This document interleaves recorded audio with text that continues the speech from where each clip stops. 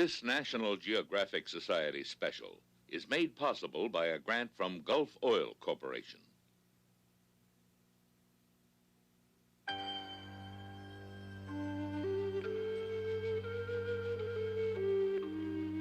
On a rugged chain of islands scattered across an isolating sea, 200 years of insularity and 2,000 years of Oriental tradition collide headlong with all that is modern, Western, and international.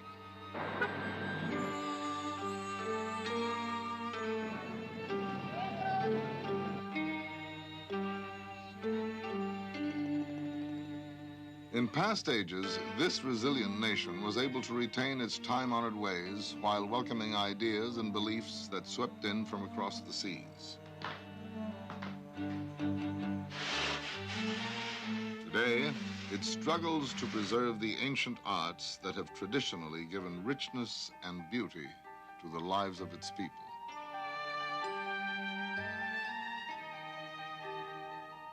Now, as in the past, the fullness of nature provides both source and inspiration.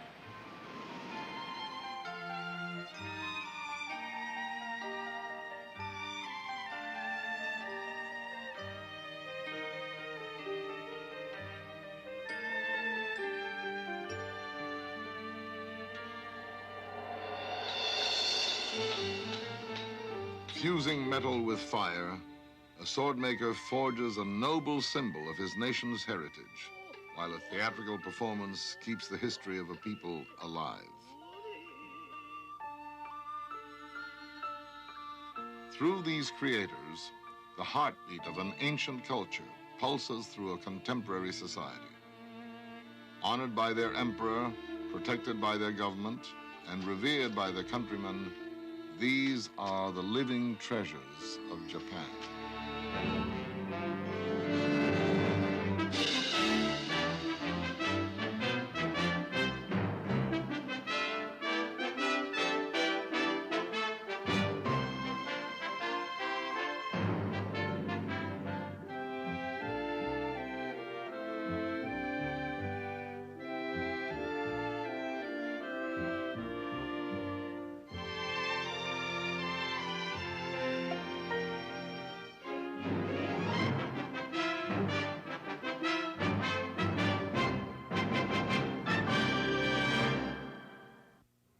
I'm E.G. Marshall. Those people whom society chooses to honor tell us something about that society. Japan is the world's fastest-moving economic success story. Nowhere else has the American ideal of material progress through know-how taken root so spectacularly, with such astounding results. But Japan also has one of the world's truly great artistic traditions. And as a nation, it has paused to take a look back. I suppose you could say it's a society that doesn't want to lose its soul. In the early 50s, sensing that traditional arts were in danger of vanishing from the modern Japanese scene, the government established the unique system of honoring a few superior craftspeople as holders of important intangible cultural properties. Japan has often looked to us for leadership and example, but we have seldom looked in their direction. Now we do. You're about to meet a representative group of those outstanding individuals, popularly known as the living treasures of Japan.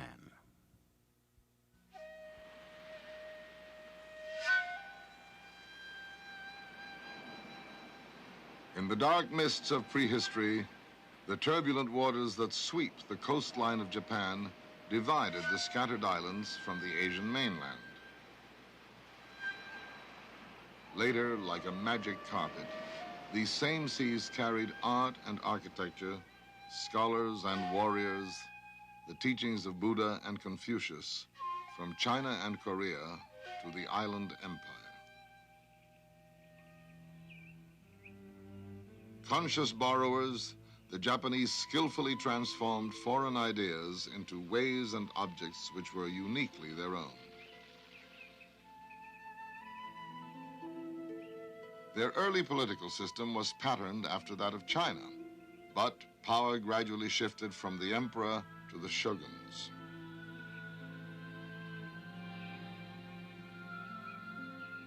Determined to maintain the status quo, In 1639, the great Tokugawa shogunate closed the country to the outside world, plunging Japan into 200 years of seclusion.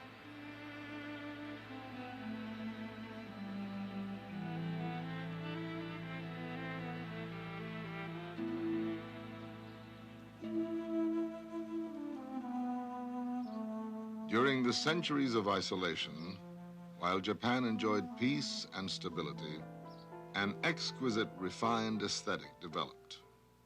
In the West, modern science rushed forward, world commerce expanded dramatically, and the Industrial Revolution began. But in Japan, it was as if time stood still.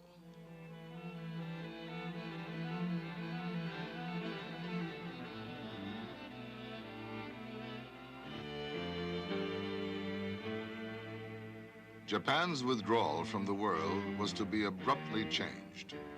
In 1853, tall black ships boldly flying the stars and stripes sailed into Tokyo Bay. A shiver of fear ran through the empire as temple bells rang out the alarm. Along the rugged shore, samurai made a great show of strength against a backdrop of antiquated cannon, and miles of curtain were rigged to hide the inadequacy of defenses from the foreigner's eyes.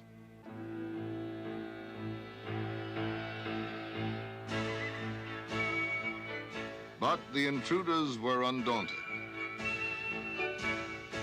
Accompanied by some 300 troops, Commodore Matthew C. Perry went ashore to deliver a letter from United States President Fillmore to the Emperor.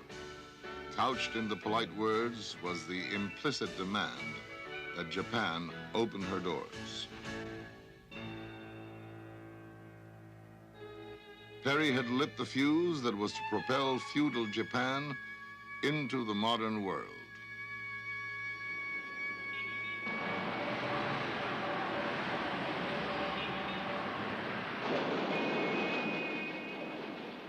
In just 100 years, this country has transformed itself from an isolated feudal state into one of the greatest industrial societies on earth, a nation whose gross national product is third in the entire world.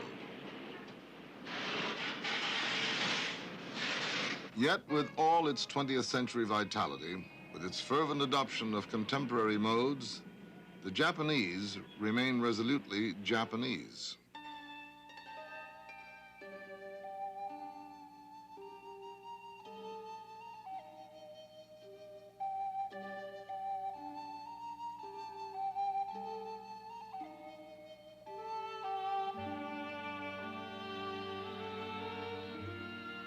Acknowledging the need to safeguard places of historic importance, this nation, like many others, has recognized its finest as national treasures.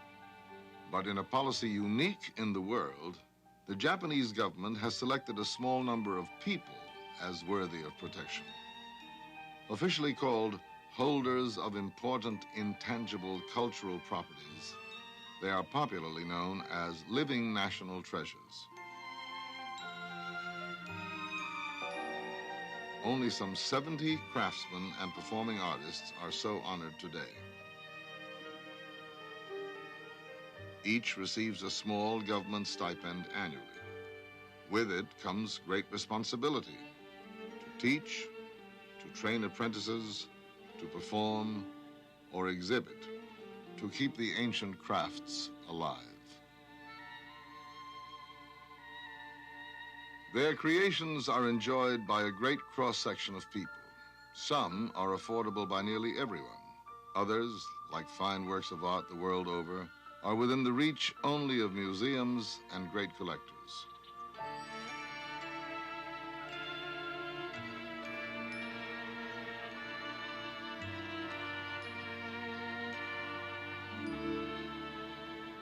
Toyozo Arakawa, 87 years old, was named a living treasure for his mastery of a craft whose history stretches back thousands of years to Japan's Stone Age. In 1930, exploring deep in the rolling hills of central Japan, Arakawa discovered the ruins of a 300-year-old kiln.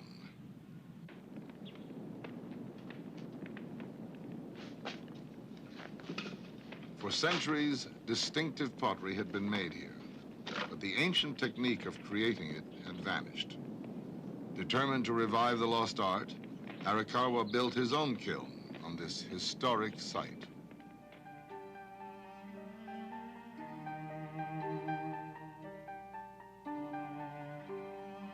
Struggling for years to reproduce the old glazes and textures, he eventually triumphed, crafting works of black seto and shino ware said to surpass those of earlier times.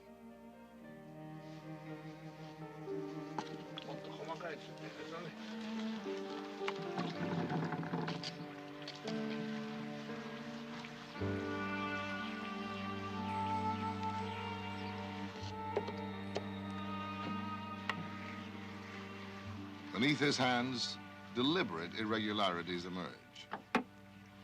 He says, if you put too much effort into it and get too concerned about technique, the work is all the worse for it. The wheel just turns naturally of itself, and the hands move, and somehow a bowl is made. His preference for understated beauty is closely associated with Zen Buddhism, as is the tea ceremony.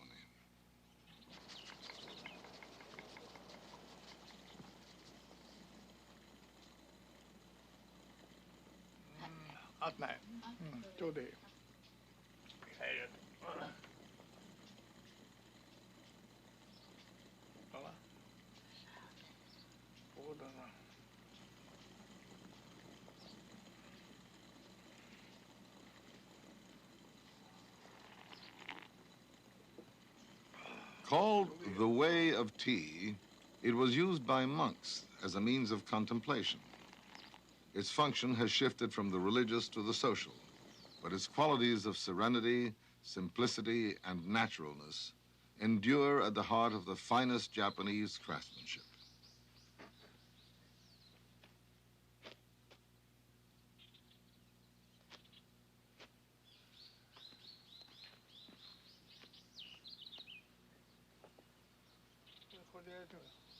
Mr. Arakawa's son has returned to help his father in the firing that will soon take place.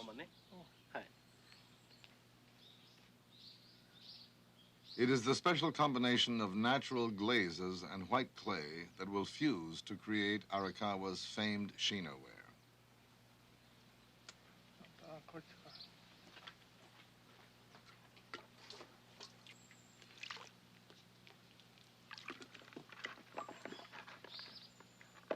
Arakawa says, I surround myself with the beauty of nature to create. He believes if the artist absorbs that beauty, he can describe it in his works.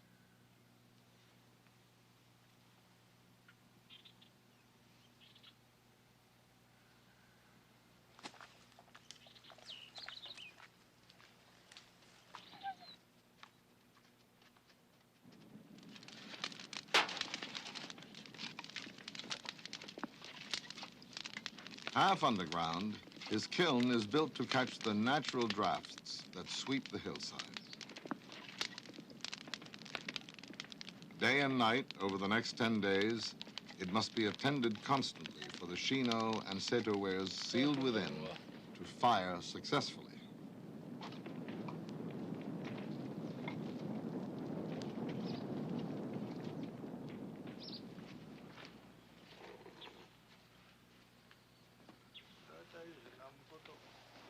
This is the crucial moment when Arakawa must judge if the seto has matured.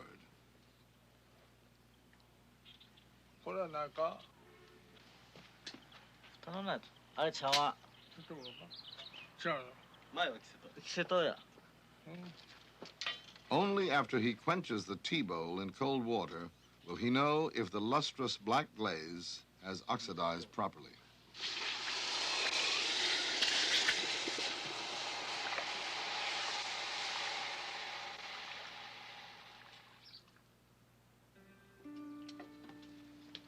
Expressions of the mysterious beauty that nature can create Clay and glaze, fire and water have combined in objects that can never be duplicated. Arakawa says he makes them for his own study, though each will sell for thousands of dollars. But it is the spirit of their maker and of the potters who created here centuries before him that gives the works bearing the mark of Arakawa their true and lasting value.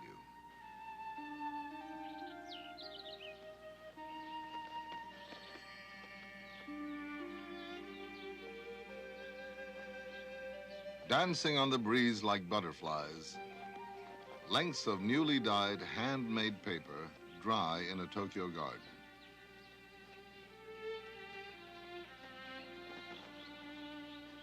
Layer upon layer, they will be applied to the evocative, somehow mystical dolls crafted by Juzo Kagoshima.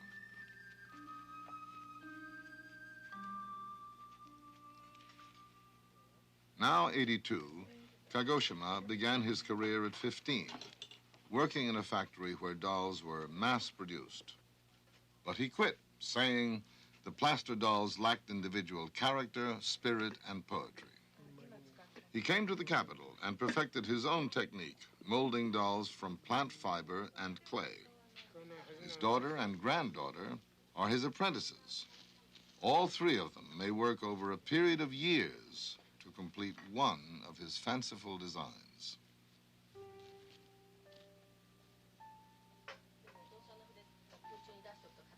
The doll-making tradition he follows reaches across 4,000 years of Japanese history.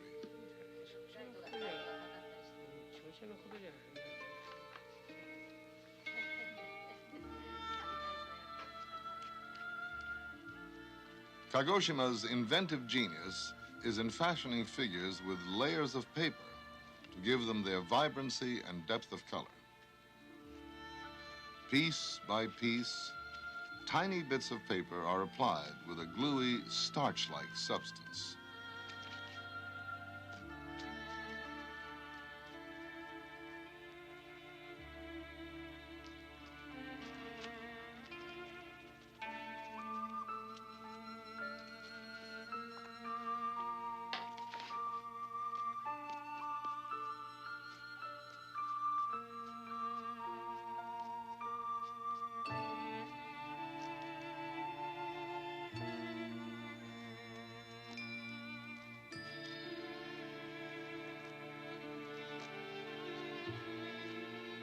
A poet of renown, Kagoshima says, "I started writing poems right after I started making dolls. At first sight, dolls and poems may seem different, but the difference between them is just material." Written in a fixed form of Japanese verse, one of his poems translates, "In this complex world, I devote myself to the making of dolls, hoping they may turn out to be gentle and contented."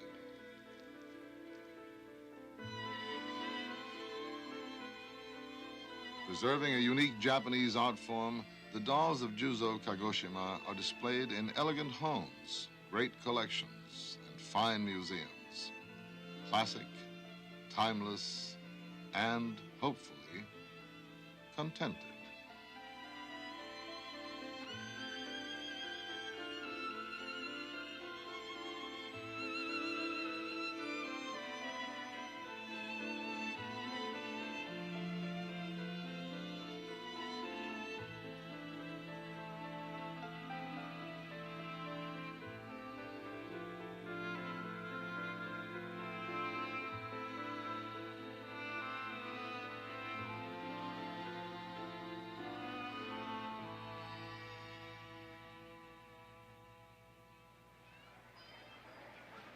During Japan's long period of isolation, an urban merchant class arose. To relax, hard-working businessmen gathered in the lively amusement quarters of the cities. Here in Osaka's Dotonbori district, a rich theatrical tradition began that still lives 300 years later.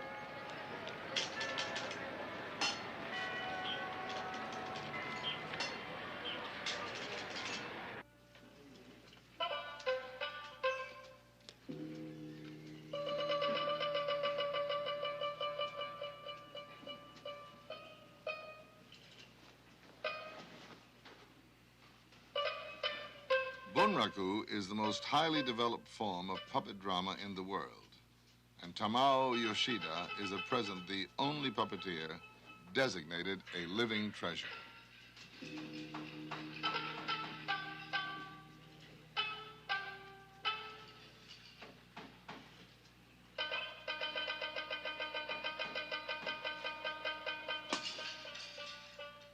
In this theater, where dolls of wood and cloth portray human life, Yoshida says, it is the artistry of revealing the hara, the inner center of emotion and spirit, that the chief puppeteer wants to attain. 3 men are required to manipulate the heavy dolls that portray the main characters. Only the face of the head puppeteer can be seen. Dressed and hooded in black, his 2 assistants are accepted by the audience as invisible. This play tells of a samurai who seeks to avenge his father's murder.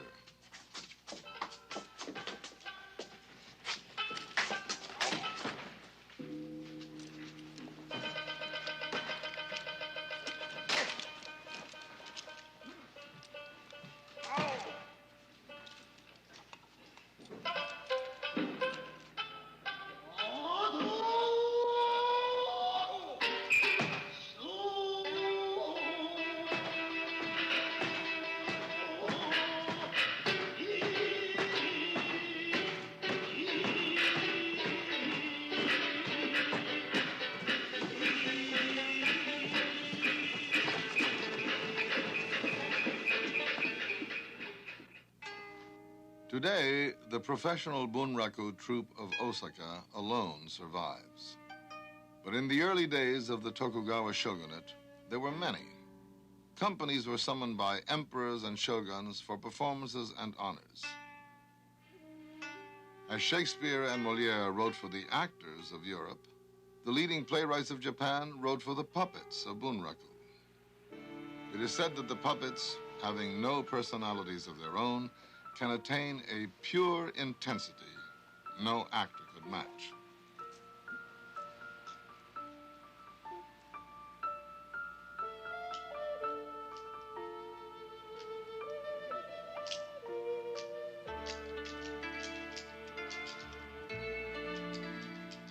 A system of toggles and pulleys makes it possible to manipulate the hand-carved heads whose mobile features eloquently express every human emotion, including jealousy.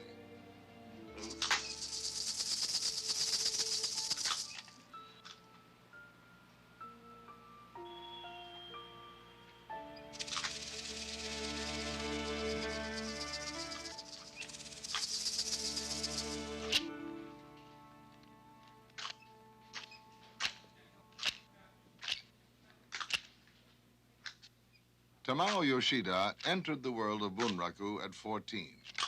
Yoshida says, from the day I started until today, every day has been training, discipline, learning.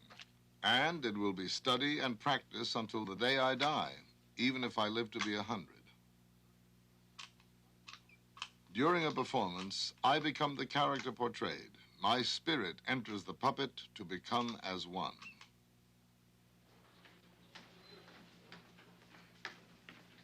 Now 62, he has 3 apprentices.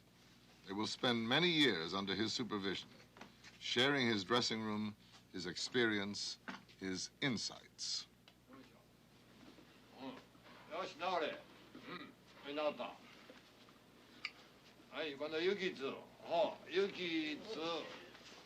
When Yoshida retires or dies, his second apprentice will take his name. Yoshida says, to surpass your master pays the debt of what he gave you.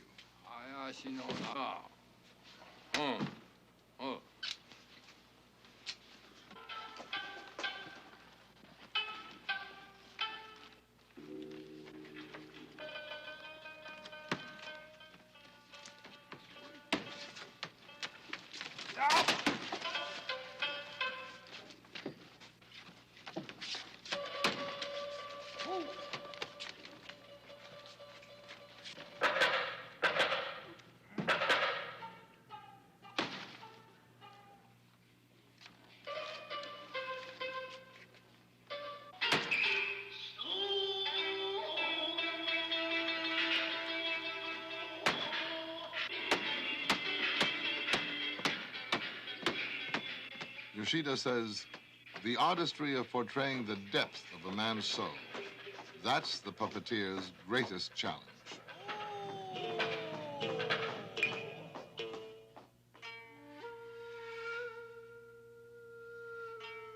Izumo, departing clouds. These skies inspired the name of a lush and peaceful region and the elegant handmade papers created there. Handmade papers have been used for shoji screens, imperial correspondence, as the vehicle of prayers and poetry, and for the sketches of artists, including Rembrandt.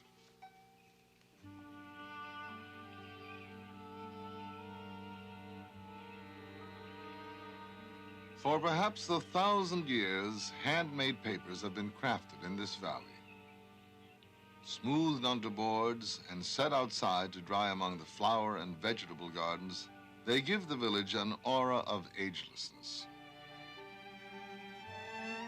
Here in Yakumo, 8 Cloud Village, generations of the Abe family have followed the craft. Today, Eishiro Abe, 78, still uses the ancient techniques, transforming plant fibers into exquisite handmade papers. He says, paper must be natural to be beautiful.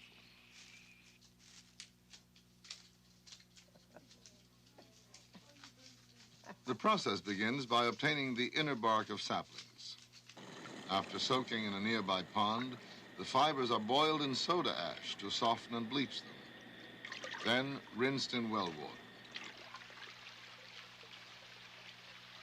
One of the village ladies has worked for Abe for 50 years, others for 20 and 30 years.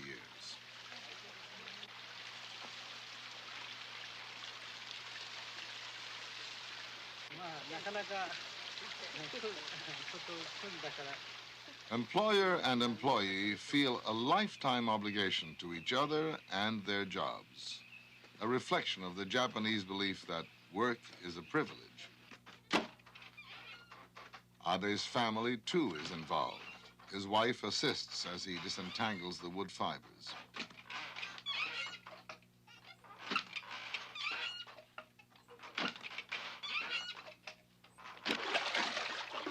A vegetable starch mixed with the wood pulp and water will allow the bark fibers to distribute uniformly and prevent the individual sheets of paper from adhering to each other.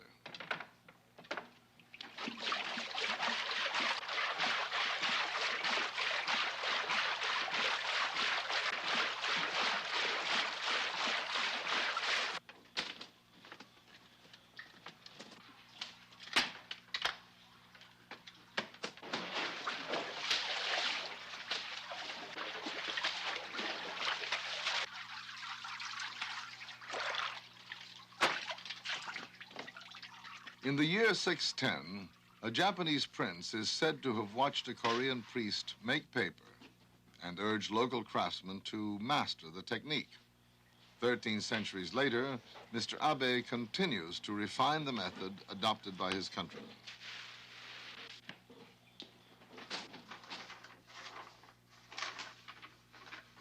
After draining, the sheets of paper are brushed on boards to dry.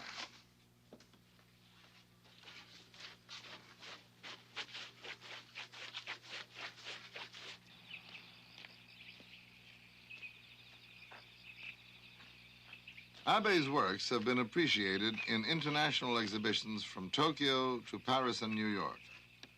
But he is one of a declining number of craftsmen still producing handmade paper.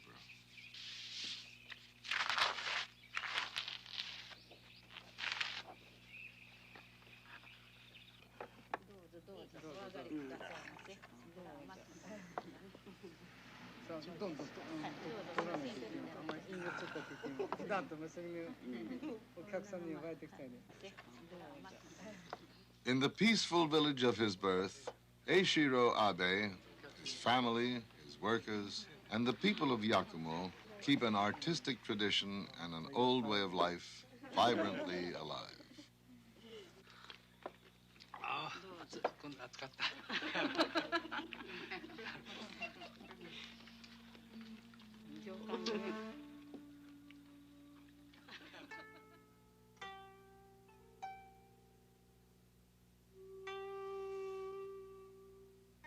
11 centuries ago, the harp-like sounds of the koto drifted across the seas from China to become the music of the Japanese court. As Japan's arts flourished during the peaceful years of isolation, the koto created a music of unprecedented popularity. Its playing became an accomplishment for the daughters of the rich commercial class, as well as the nobility. Born to a samurai family, Fumiko Yonekawa began her musical education at age 3. Now 86, she has been teaching koto since 1917. はい、それからさくら大きい声で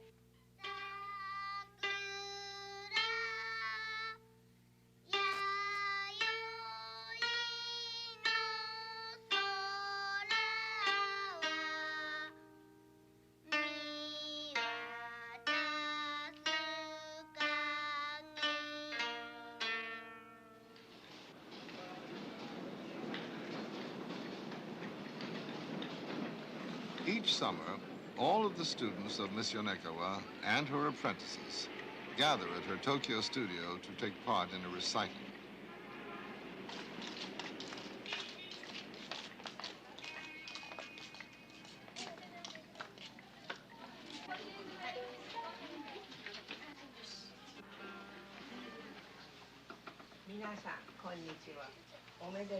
Miss Yonekawa presides over the long day.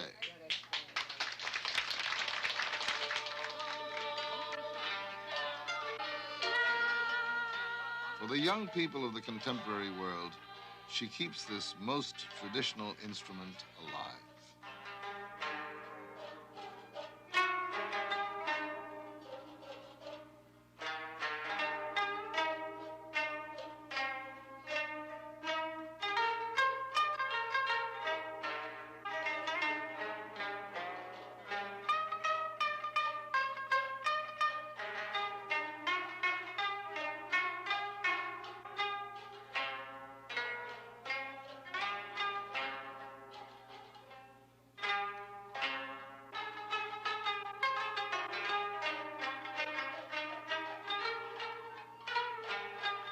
Through the hands of this woman, in an age when even Japan turns from the traditional to rock and roll, the music of a more graceful era resonates from the past into the present, and through her students will resound into the future.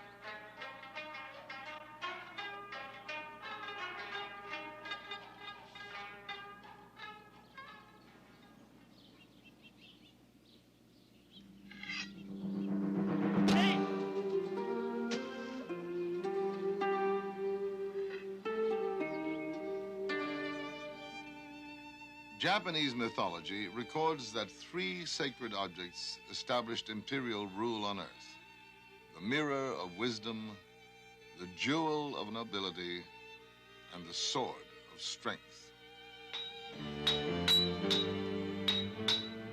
At a forge near Nara, Japan's first capital, Sadakazu Gasan creates sword blades according to secret ritual his ancestors followed 800 years ago. A son and grandson of masters who made swords for emperors and princes, Gasan formally took his grandfather's name in a ceremony at this Shinto shrine on Mount Miwa. Later, he built his house and forge at the foot of the mountain.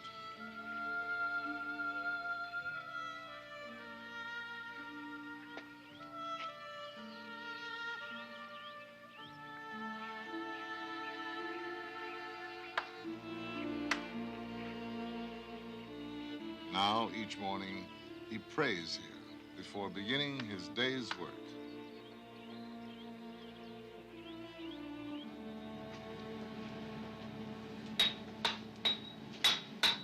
Apprentices assist in the repeated pounding, heating, and tempering that gradually transform a clump of raw metal into a fine cutting blade.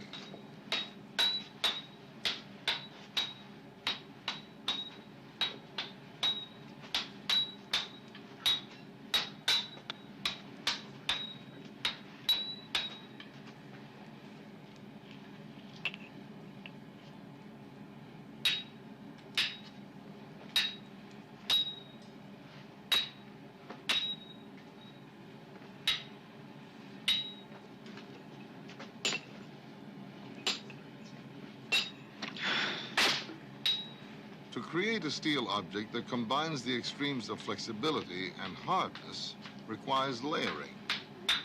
The exact number of times Gassan folds the metal is held a closely guarded secret. But in the pounding, folding, and fusing, more than 30,000 layers will be formed.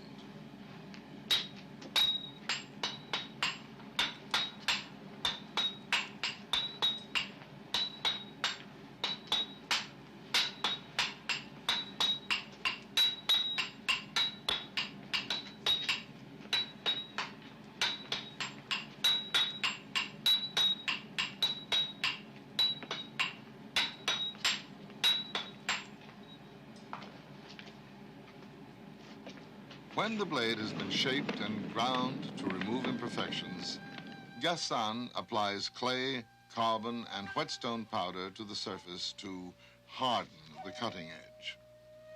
And if all goes well, this curved cedar leaf pattern that is the ancient hallmark of his family will emerge on the finished blade, transmuted by the mysterious process that occurs in the final heating and quenching.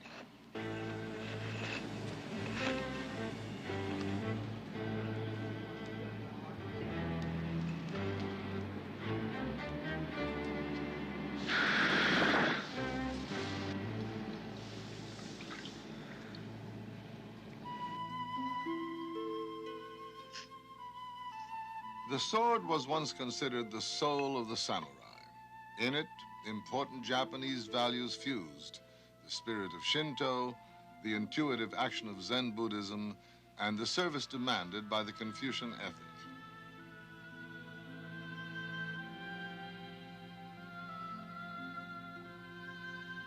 Today, the swords of Gassan are appreciated in the timeless Japanese response to beauty.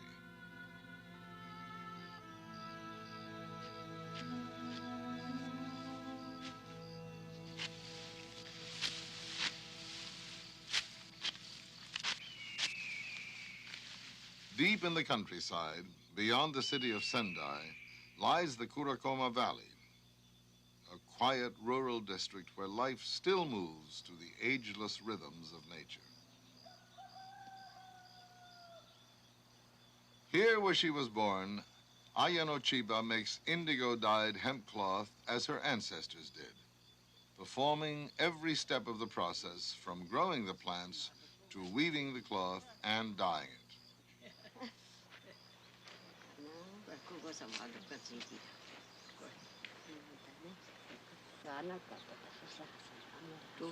Now nearly 90, she still plants her indigo each April and covers it with straw for protection.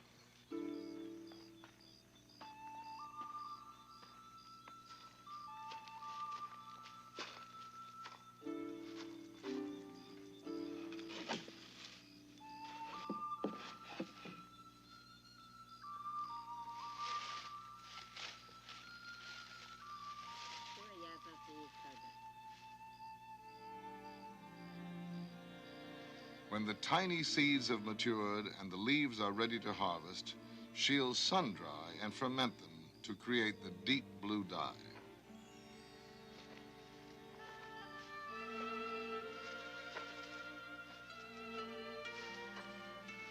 In August, she'll strip the hemp and cook the fibers, then spin them into thread.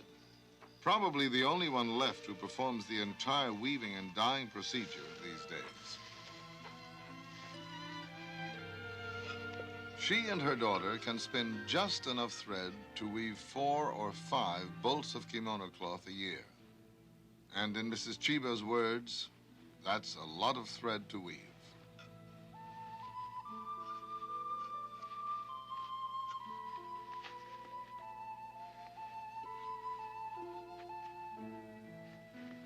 A cheerful person by nature, she seems happiest here.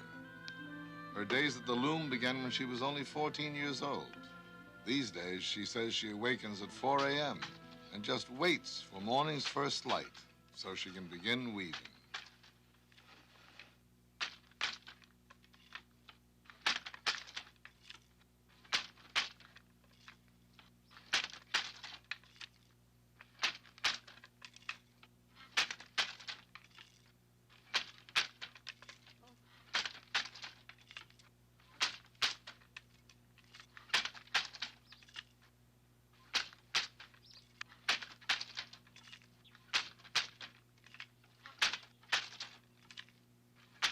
Mrs. Chiba weaves throughout the year.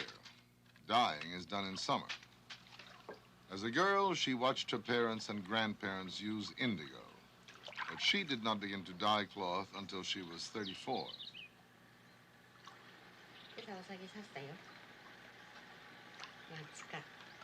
Today, her 60-year-old daughter is her apprentice, and her great-great-grandson watches them.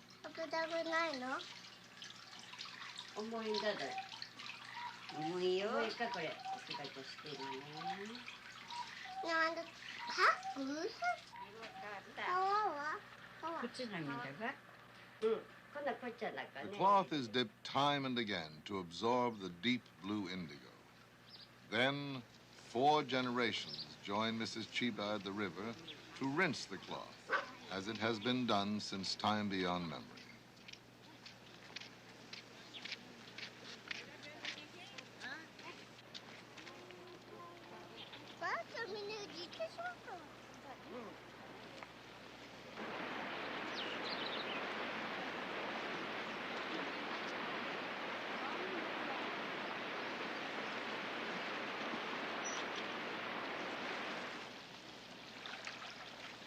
When properly rinsed, Mrs. Chiba's fabric will be color fast.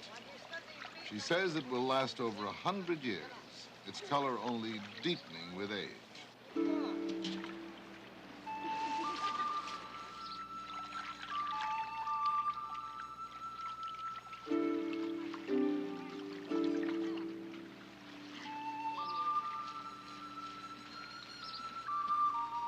Just as in the old days, says Mrs. Chiba, just as in the old days.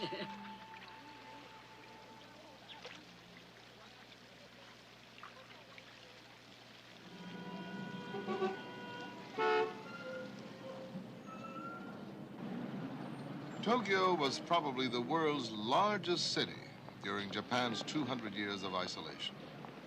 Kabuki theater, patronized by the new merchant class, eventually surpassed even the puppet theater in popularity. Today, it is Japan's favorite classical theater, and Tokyo's kabuki-za, the stage of the celebrated actor Utaemon Nakamura. In a theatrical world where the names of great actors are bestowed upon worthy successors, he is the 6th generation to bear this illustrious stage name.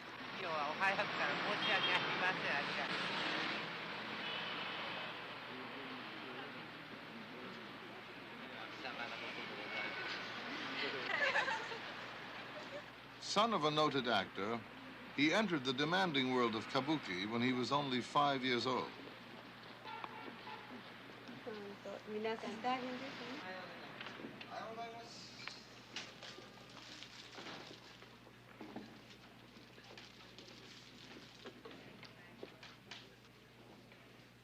The actor's arduous day begins as he checks in at the stage door and pays his respects at the theater's shrine.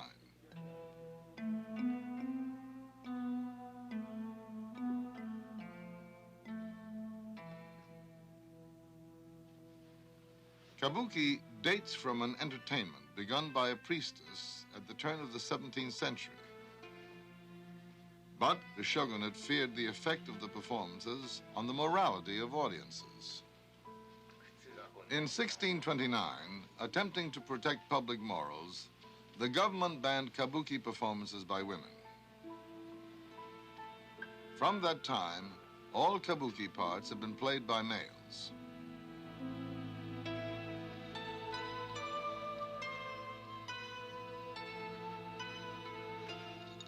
Considered by many to be the greatest of today's onagata, Utaemon has spent a lifetime perfecting his stylized concept of womanhood, and the name Utaemon draws crowds of faithful admirers.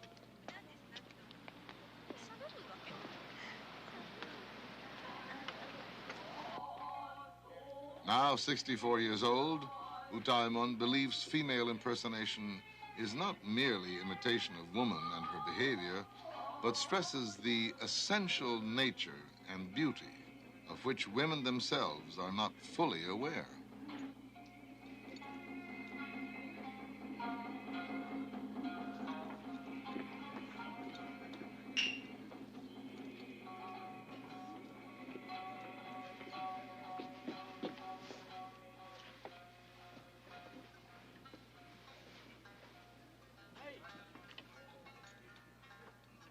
In the stylized conventions of kabuki, the story unfolds through dance and dialogue to the accompaniment of a narrator and musicians. This play is about the rivalry of two warlords. In an attempt to make peace, the shogun ordered a marriage arranged between the daughter of one and the son of the other. Believing her betrothed has been killed, she pours out her emotions in dance.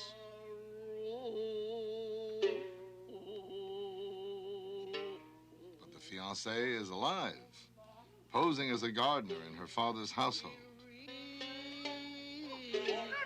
She falls in love with him and is overcome when she discovers his true identity.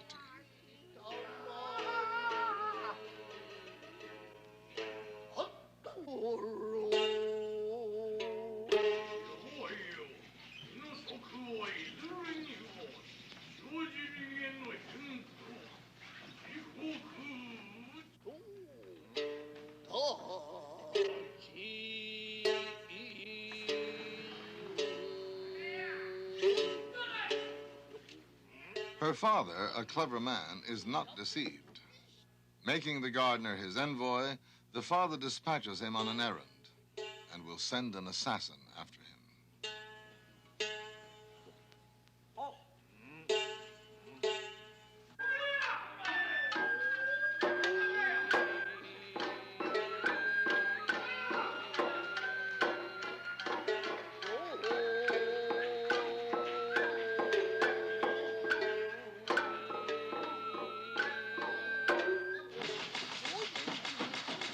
Like many kabuki plays, this was originally written for bunraku, and the actors' movements pay homage to the puppets.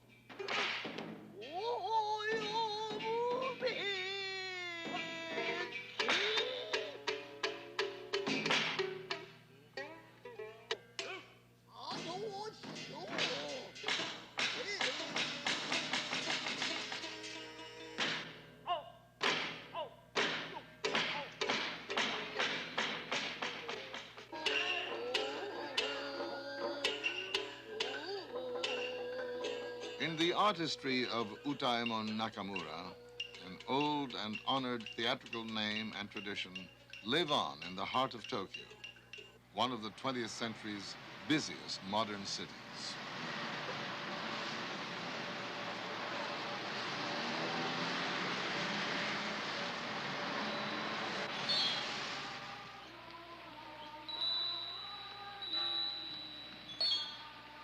Only 30 miles from Tokyo's hectic streets, the parishioners of Noninji Temple gather on a day the ancient Buddhist almanac declares to be auspicious.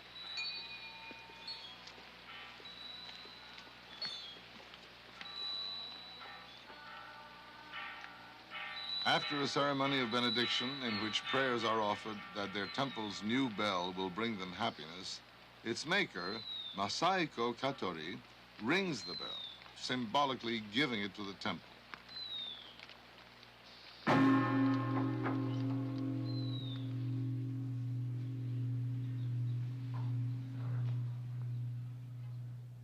The bell, like all those of Katori's creation, was forged in Takaoka, a busy industrial city that is the home of Japan's largest foundry for handmade metal works.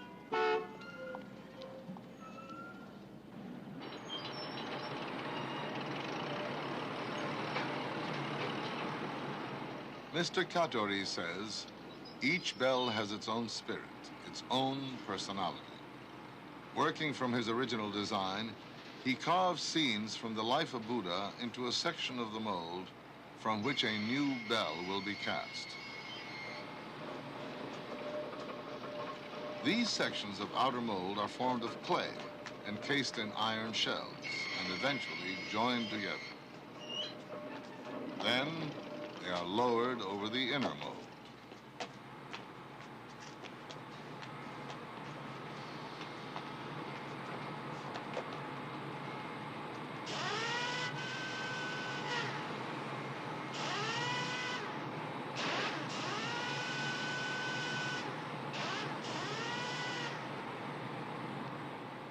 Bronze for the bell will be poured between inner and outer molds. Priests from the temple that has commissioned it are here to pray for the creation of a bell whose sound will bring peace of mind to the listener. Offerings of flowers and persimmons, sake and squid are made to Buddha, and a paper prayer acknowledges the Shinto deities of the forge.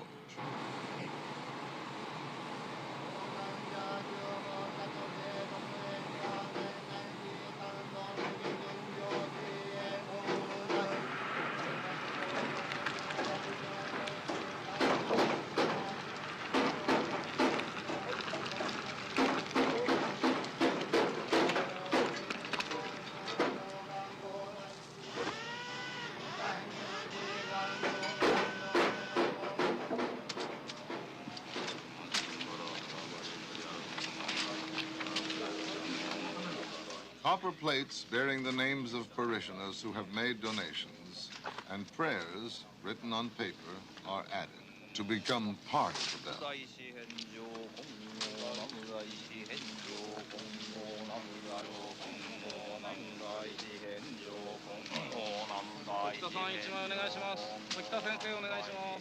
Mr. Katori says part of the spirit of the bell is the wishes and prayers that the people who make it put into it.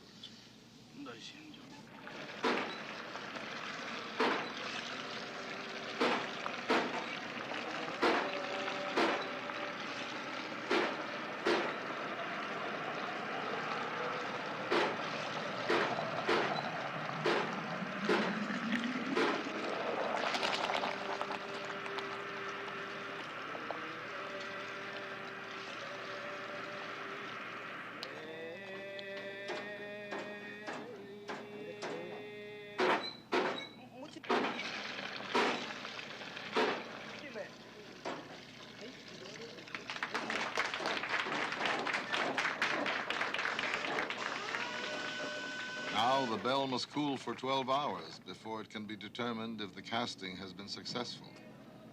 Katori must wait.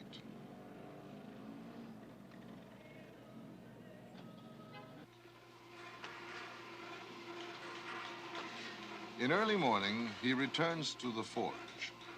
By tradition, the bell will be rung only once to test it before it is hung at the temple that commissioned it.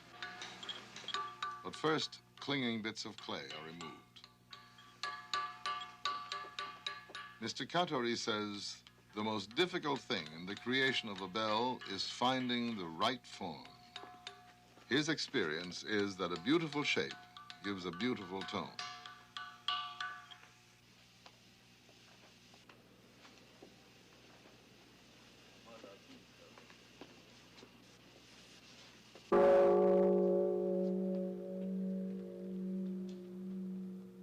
The sound of the bell, the voice of Buddha.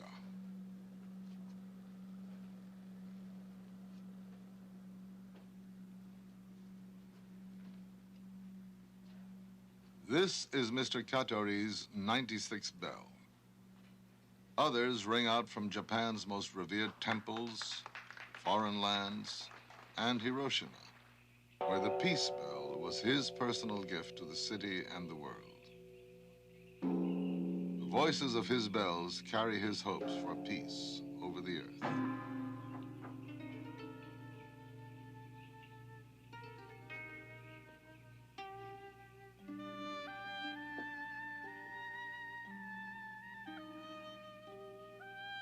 In the creations of the living treasures, there is something each hopes will touch the soul of the user, the viewer, the listener. Through their hands, hearts, and minds, these great masters pass forward the torch of a unique artistic heritage, that their talents may live beyond their numbered days on earth.